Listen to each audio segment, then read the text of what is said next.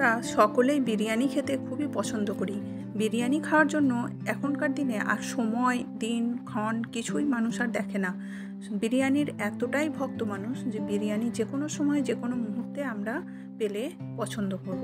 তো প্রিয় দর্শক, আজ বানাবো ঢাকায় কাচ্চি বিরিয়ানি।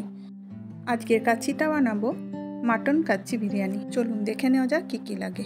এই রেসিপির জন্য 1 কেজি মতো মটন নিয়েছি।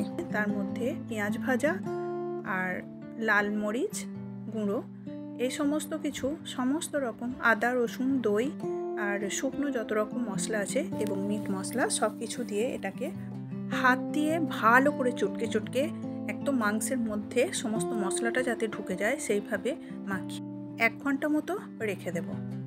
দই মাখিয়ে যদি মাংসকে 1 ঘন্টা রেখে দেওয়া হয় তাহলে মাংসটা খুব ভালো টেন্ডারাইজড হয়, মানে খুব সুন্দরভাবে পিস পিস হয়ে ছেড়ে যায়, সিদ্ধটা খুব ভালোভাবে হয়। বেরেস্তা ভাজার পর যে তেলটা বাঁচে সেই তেলটা দিয়ে এই মাংসটা যদি এখন ম্যারিনেট করা হয় তাহলে মাংসের টেস্ট অনেক বেশি বেড়ে যায়, একদম দোকানের মতোই হয়। এই ছোট ছোট টিপসগুলো যদি মেনে চলা হয় তাহলে সম্পূর্ণ বাবুর্চির হাতের মতোই বিরিয়ানি হয়। আর দিচ্ছি এখন মাংসের মধ্যে যে বিরিয়ানির মশলা দেওয়া হয় বা আতর, সেই আতরটা আমি এখন এর মধ্যে দিয়ে নিচ্ছি। মশলার সাথে কিছু আতর মাখানো থাকে, সেই মশলাটা আমি দিইনি, আলাদা করে দিয়েছিলাম মশলা আর আতরটা আলাদা করে দিলাম।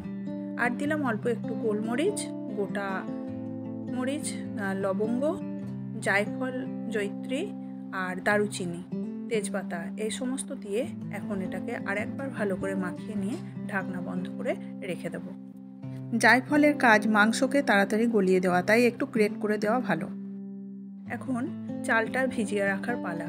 এই চালটাকেও আমি আধ ঘন্টা মতো ভিজিয়ে রাখবো, তারপর ছেঁকে নেব। এর মাঝেই আলুগুলো কেটে রেডি করে রাখতে হবে। আমরা বাঙালি বিরিয়ানি খেলে তো আলু অবশ্যই লাগবে, আলু ছাড়া চলে না। তো অল্প একটুখানি নুন আর হলুদ মাখিয়ে আলুটাকেও 10 মিনিট মতো রেখে দেব।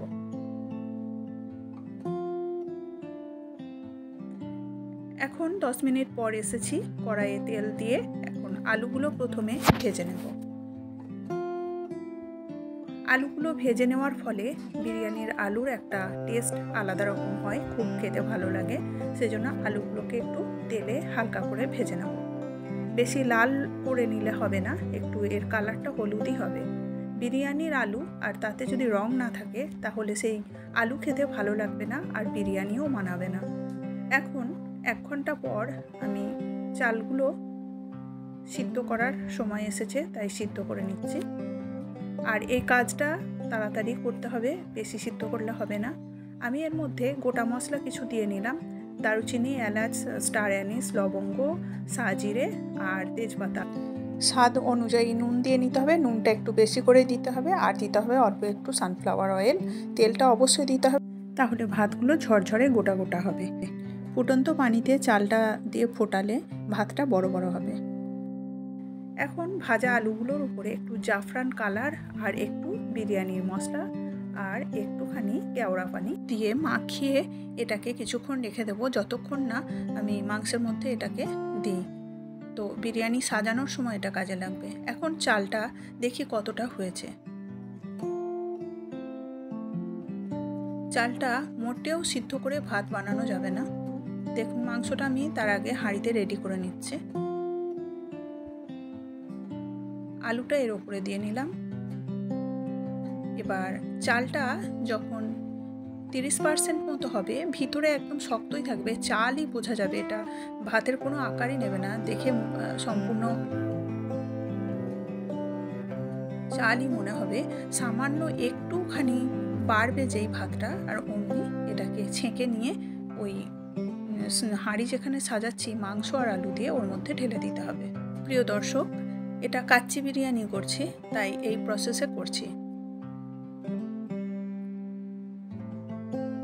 অলরেডি আমার মাংস আর আলু রেডি করা হয়ে গেছে, এর মধ্যে মশলাও দিয়ে নিয়েছি, তার উপরে দিয়ে নিলাম একদম ফুটানো ভাতটা। অবশ্যই ছেঁকে দিতে হবে, কারণ মাংস থেকেও আবার পানি বের হবে, না হলে ভাতটা একদম বেশি সপসপিয়ে যাবে।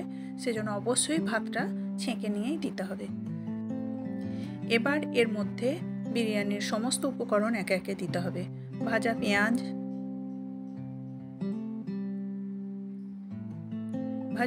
ছড়িয়ে দেওয়ার পরে তারপরে এর মধ্যে দেব বিরিয়ানির মশলা, একে একে সব রকম এর মধ্যে দিয়ে নিতে হবে। আলু বখরা, বিরিয়ানির মশলা, আর চালের মধ্যে একটা আতর দেওয়া হয়, এটা আলাদা আতর। একটা মাংসের মধ্যে যায় আর একটা এই চালের মধ্যে যায়। এই দু রকম আতর দিয়ে যদি এটা বানানো হয় তাহলে একদমই দোকানের মতোই হবে। এর মধ্যে দিয়ে নিলাম খোয়াতে গুলে রাখা দুধ, দিলাম একটু জাফরান। তবে জাফরানটা আগে দিয়ে দেওয়াটা আমার ভুল হয়েছে, আগে দই আর আদা রসুনের একটা পেস্টের ওপর ঢেলে দিয়ে তারপরে এই জাফরান কালারটা দেওয়া দরকার ছিল।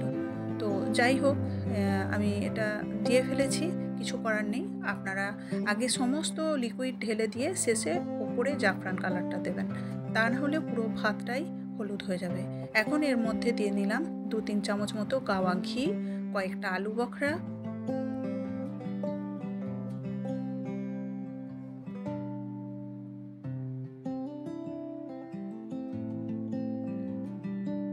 এখন আদা রসুনের পেস্টটা দিতে ভুলে গেছি, তাই এটাকে গুলে দিয়ে দিচ্ছি।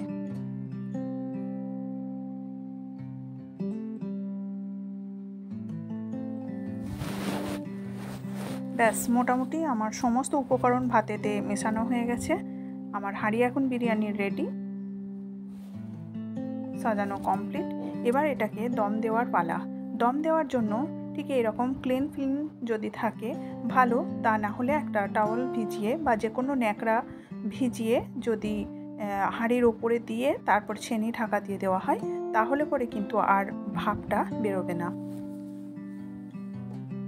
এখন ভালো করে আমি ক্লিন ফিল্মটা র্যাপ করে দিয়ে এর উপরে একটা ঢাকনা বন্ধ করে দিলাম।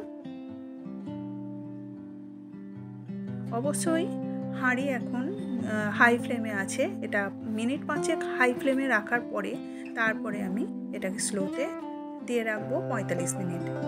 এখন একটু বেশি ওয়েট চাপানোর জন্য সসপ্যানে পানি ভর্তি করে আমি ঢাকনার উপরে দিয়ে রাখলাম। আমি ফিরে আসছি 1 ঘন্টা পর। 45 মিনিট পর আমি ফিরে এসেছি, তবে 45 মিনিটের পরও আমি 10 মিনিট রেখে দিয়েছিলাম বিরিয়ানিটা নিজে থেকে একটু সেট হওয়ার জন্য।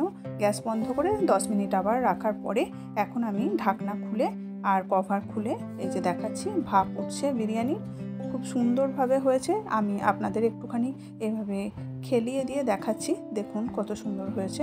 হ্যাঁ, চাল যেমন বড় বড় গোটা গোটা একটা একটা আছে, আর মাংস সেভাবেই সিদ্ধ হয়ে গেছে। তো বিরিয়ানি খুব সহজে খুব সুন্দরভাবে রান্না হয়ে গেল। সব উপকরণগুলো যদি আপনাদের হাতের কাছে থাকে তাহলে তো এরকম বিরিয়ানি রান্না করা কোনো প্রবলেমই হবে না। দেখুন, আর আপনারা যদি এই ধরনের আমার টিপস আর ট্রিক্সগুলো যদি ফলো করেন তাহলে ঢাকাই কাচ্চি বিরিয়ানি রান্না কোনো রকমই কোনো অসুবিধার কাজ হবে না। তো একদম দোকানের মতোই পারফেক্ট স্বাদ ও গন্ধযুক্ত বিরিয়ানি এরকম নিজেরা ঘরের মধ্যে বানিয়ে নিতে পারবেন। তো আমি প্লেটের মধ্যে সার্ভ করার জন্য একটু একটু করে তুলে নিচ্ছি, আর আপনাদের আমি দেখাচ্ছি প্লেটে নেওয়ার পর এর টেক্সচারটা কেমন দেখতে হয়েছে। ভাতগুলো একটা একটা বড় বড় গোটা গোটা হয়েছে, তো দেখেই একদম মন ঠান্ডা হয়ে যাচ্ছে। আর এর সুগন্ধ যে কী বের হচ্ছে, ভিডিওতে যদি আপনাদের এর সুগন্ধ পাঠানো যেত তো আমি পাঠিয়ে দিতাম, আমিও খুশি হতাম তাতে। তো যাই হোক, বিরিয়ানি অসাধারণ হয়েছে। এইভাবে আপনারাও বাড়িতে রান্না করবেন, আর ভালো লাগলে আমাকে একটু কমেন্ট করে এটা জানাবেন। চ্যানেলে যদি আপনি নতুন হয়ে থাকেন তাহলে প্লিজ একটা সাবস্ক্রাইব করে পাশে থাকা বেল আইকনটা একটু বাজিয়ে অল নোটিফিকেশানটা একটু অ্যাড করে নেবেন, তাহলে আমার সমস্ত ভিডিওগুলো প্রথমে আপনার কাছে পৌঁছাবে। আর একটু যদি আত্মীয় পরিচিতদের মধ্যে আপনারা যারা ভিউ করছেন যদি শেয়ার করে দেন তাহলে আমি এতে উপকৃত হব, আর আমি একটু উৎসাহিতও হব নিত্য নতুন ভিডিও বানানোর জন্য। আপনাদের মূল্যবান সময়টাই ভিডিওতে দেওয়ার জন্য অসংখ্য ধন্যবাদ। আজ এই পর্যন্ত, পরে কথা হবে নতুন আবার কোনো রেসিপি নিয়ে। ততদিন পর্যন্ত আপনারা সুস্থ থাকবেন ও শান্তিতে থাকবেন।